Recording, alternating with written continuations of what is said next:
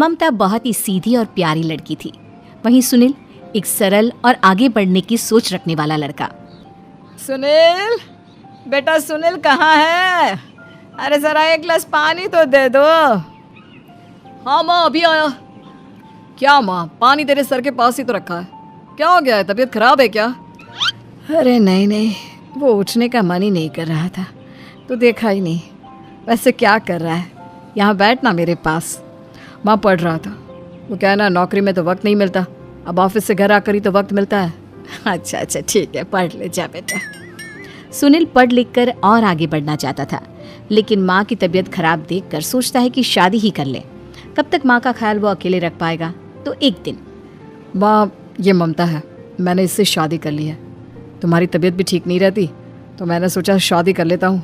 घर संभालने वाली और तुम्हें संभालने वाली कोई आ जाएगी तो अच्छा रहेगा। माँ अचानक से सामने बहू देखकर हैरान रह जाती है। बेटा ये क्या बात होती है? न बैंड, न बाजा, न दहेज, न शगुन, ऐसे कैसे बहू आ गई? माँ तू तो जानती है मैं नौकरी के साथ पढ़ाई कर रहा हूँ, तो कहाँ से इतना पैसा बचा पाता कि धूमधाम से शादी करता। वैसे भी माँ लोग तो आकर खाकर निकल जाएंगे, इसलिए बस वैसे ही। माँ जी, मैं आपका ख्याल रखूंगी। वैसे भी ये आगे की पढ़ाई कर रहे हैं, अच्छा कुछ कर गए तो सबके दिन फिर से अच्छे आ जाएंगे। सास को ममता की बात ठीक तो लगती है, लेकिन मन में कहीं ना कहीं लगता है कि कहीं बहू बेटे को लेकर फुर्र ना हो जाए और फिर तो वो रह जाएगी अकेली। बेटा देख, मेरा जो कुछ भी है वो सुनील ही है, और सुनील का भी अब इस दुनिया में मैं ही हूँ और कोई नहीं। क्या सुनील? बिल्कुल माँ, लेकिन आज से ममता भी मेरे जीवन का अहम हिस्सा है, जैसे तू है। सास को बड़ा बुरा लगता है कि उसकी सल्तनत में कोई और हिस्सेदार कैसे हो सकता है। कैसे कोई और उसके 30 साल के बेटे की जिंदगी में अचानक से आकर बराबर का हिस्सेदार बन सकता है। देख बहू, मैं भले थोड़ा बीमार रहती हूँ, लेकिन इसका मतलब यह नहीं कि घर की चीज़ों में मेरा कंट्रोल खत्म हो गया है। मैं आज भी इस घर की रानी हूँ, समझी? बेटा सोचता है कि ये माँ को अचानक से क्या हो गया। कल तक जो माँ कहती थी कि जिंदगी का कोई भरोसा नहीं, वो अचानक से जंग के मैदान की झांसी की रानी कैसे बन गई? माँ क्या हो गया है? सब ठीक है ना? अचानक कैसी बात कर रही हो? ममता का आज पहला दिन है, स्वागत करो उसका। आसपास की आंटियों को बुलाओ, नई दुल्हन की मुंह दिखाए करवाओ। खैर, सास होने का फर्ज निभाती है और बाद में एक सहेली के साथ बाहर निकल जाती है। क्यों री बताया नहीं कि बेटे का ब्याह कर रही हो?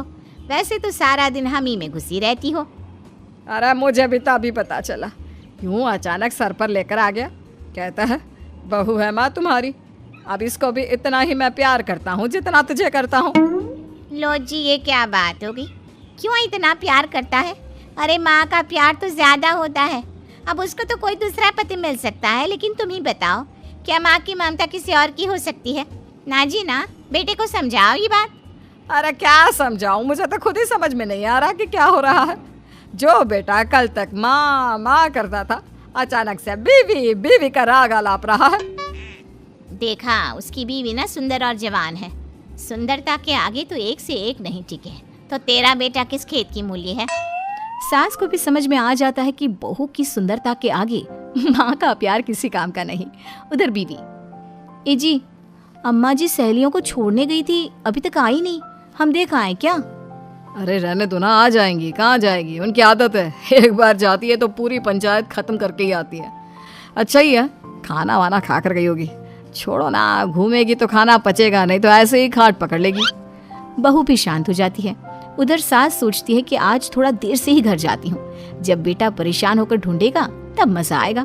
बीवी को खुद ही पता चल जाएगा कि माँ के आगे उसकी दाल नहीं गलेगी।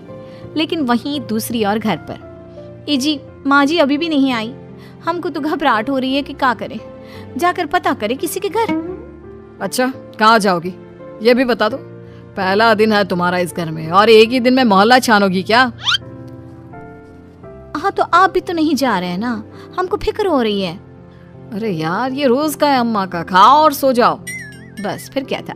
बेटा बहू खाना खाते हैं और कमरे में सोने चले जाते हैं। उधर जब सास को कोई देखने नहीं आता तो वो हार कर घर आ जाती है, जहाँ वो देखती है कि सारे घर की लाइट्स बंद है। सास को गुस्सा आता है, बहू, ममता बहू कहाँ हो? लेकिन सारे दिन की थकी बहू को ऐसी नींद आती है जैसे किसी ने भांग की गोली खिला दी हो। वो तो नहीं उठती। उठकर आ जाता है बेटा। अरे क्या बात है अम्मा, काहे चिल्ला रही हो? अरे सो जाओ ना, सुबह की थकी है बहू, वो सो रही है, जोर से बोलोगी तो नींद खुल जाएगी उसकी। माँ को गुस्सा आ जाता है। फिलहाल तो सो जाती है, लेकिन मन ही मन ढेर सारा जहर बहू के लिए भरा होता है। सुबह बहू चाय बना रही होती है कि सास धीरे से गैस तेज कर देती है, जिससे चाय का बर्तन जल जाता है। और जैसे ही बहू चाय का बर्तन उठाती है, उसका हाथ जल जाता है। मेरा हाथ जल गया। वो जोर जोर से चिल्लाकर इधर उधर भागती है कि सास थोड़ी देर में उसके हाथ में पानी डाल देती है। हाय रे बहू, क्या कर रही हो? पहली बार रसोई छुई हो क्या?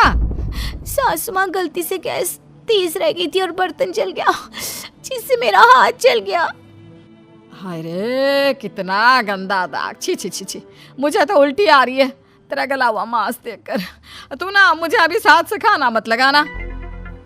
बहू भी खुद का हाथ देखती है तो उसे भी रोना आ जाता है। कुछ दिनों के बाद सास की सहेली आती है, बहू चाय बनाकर लाती है। उसके जाने के बाद सहेली कहती है, बहू की सुंदरता ऐसी है कि कोई भी दीवाना हो जाए। वैसे तेरे बेटे का क्या हाल है? अरे वैसा ही है, बहू के पीछे लट्टू। क्या करूं, कुछ समझ में नहीं आ रहा। मैंने तो बहू के चेहरे पर दिवाली के पटाखे की चक्री फेंक दी, उसका पूरा चेहरा जल गया। अब देखो ना रही सुंदरता, और ना ही अब मेरा बेटा उसे पूछता है। अरे अब तो वो उसे छोड़कर दूसरी भी देखने को बोल गया है मुझे। बहू सारी बात सुन रही होती है। आंटी, एक बात बताइए, क्या भरोसा है कि दूसरी सही आए और आपके अनुसार रहे? देखिए आंटी, मेरी सासू माँ को गलत बात सिखाने की जरूरत नहीं है। हमारा परिवार साथ में खुशी से रह रहा है।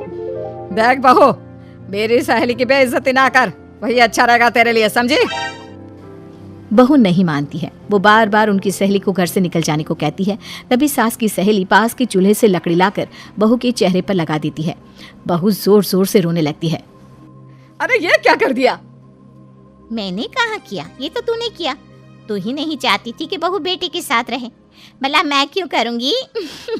मैं तो चली, निपटो अब। बहू रो रही होती है, दर्द से चिल्ला रही होती है, लेकिन सास उसे डॉक्टर के पास नहीं ले जाती।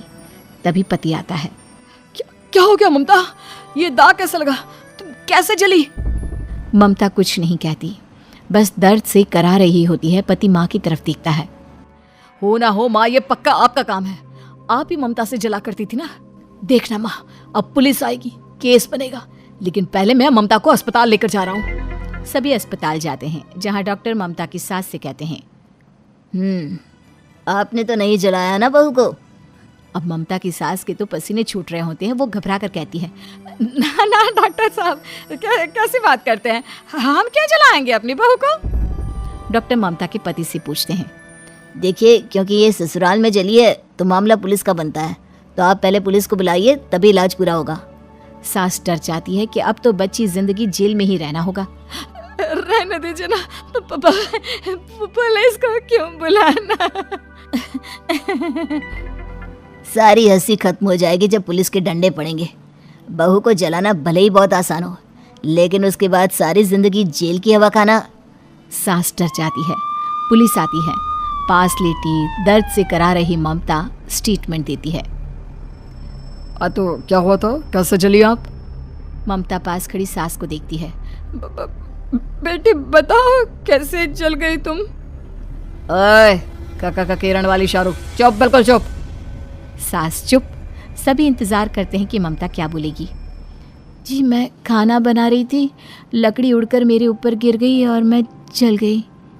सास बहू की बात सुनकर रोने लगती है। देखा माँ, कितनी समझदार है ममता। ये चाहती तो, हाँ बेटा, ये चाहती तो मैं आज जेल में होती। मुझे माफ कर दे, मैं आगे से अभी कभी ऐसा नहीं करूँगी। बहू के साथ मिलकर रहूँगी, मुझे माफ कर दे।